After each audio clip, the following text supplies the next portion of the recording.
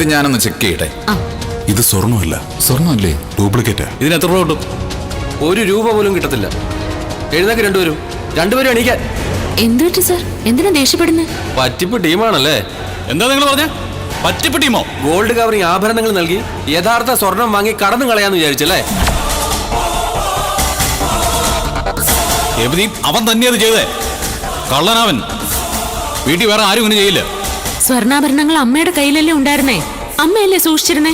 പിന്നെങ്ങനെ അദ്ദേഹം എടുത്ത് മാറ്റുന്നേ? ദേവദീപ് തന്ത്രപൂർവ്വം അമ്മയെ പറ്റിച്ച് അവൻ സ്വർണം കൈക്കലാക്കിയതാവാം.